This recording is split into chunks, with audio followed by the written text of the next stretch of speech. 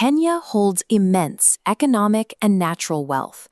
Yet for decades, its progress has been routinely interrupted by a cycle of political division, a black box of negative ethnicity and recurrent crises that stall national growth. That cycle fractured openly in the summer of 2024. Gen Z-led protests swept the streets, rejecting the proposed finance bill. But the demonstrations quickly evolved into a focused memorandum of 49 specific demands, calling for direct economic relief, strict government accountability, and anti-corruption measures. In response, March 2025 marked a rare political pivot. President William Ruto and opposition leader Raila Odinga signed a memorandum of understanding, forming a broad-based government to stabilize the country. This agreement produced the 10-point agenda. It is a structural reform framework designed to absorb those street-level grievances into state policy. To date, the government reports that 45 of those original 49 citizen demands have been met. True national reconciliation cannot be measured by a handshake alone. It requires a look at the citizens' ledger to see if the promised prosperity is actually being shared. We start at the margins. The newly launched National Policy on Ethnic Minorities and Marginalized Communities is designed to pull historically forgotten demographics into the governance process, giving them a structural voice. This chart tracks the Equalization Fund, which finances development in historically underserved regions. That allocation has nearly doubled, jumping from 5 billion to 9.6 billion shillings. Alongside a 500 million shilling scholarship program, real capital is flowing into these remote counties. Moving from the rural fringes to the agricultural heartland, Kenyan farmers have recently faced a compounding crisis of skyrocketing production costs and a punishing cost of living. To ease this pressure, the state intervened directly at the source.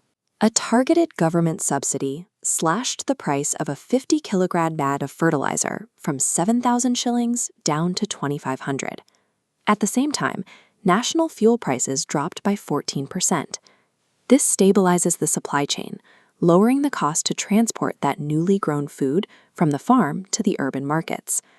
Subsidizing seed nutrients and cutting transport costs integrates struggling farmers and historically ignored populations into the national market as active participants.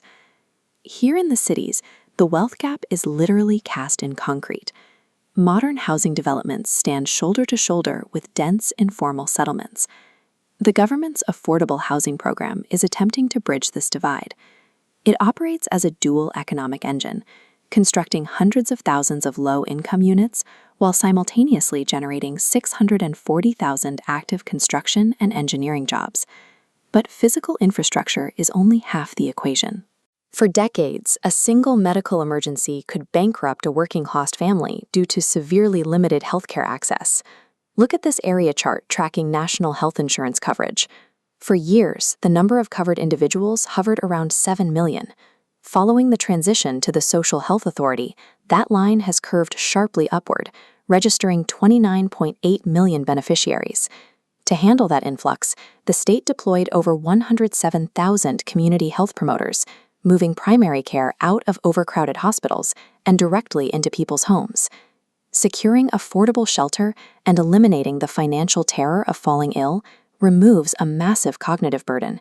It allows a vulnerable population to rebuild into a capable, resilient workforce.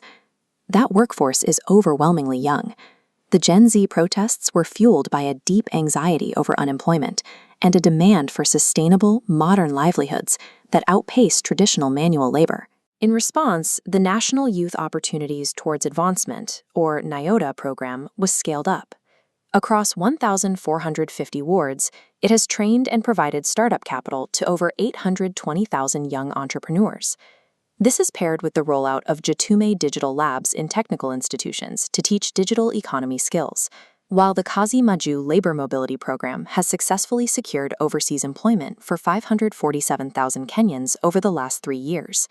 Broad-scale funding for youth enterprise and digital literacy builds the state's long-term innovative capacity, turning demographic pressure into economic momentum. Zooming out from the individual level, sustaining these massive social programs requires a total overhaul of government efficiency and integrity. This network diagram illustrates the recent digitization push.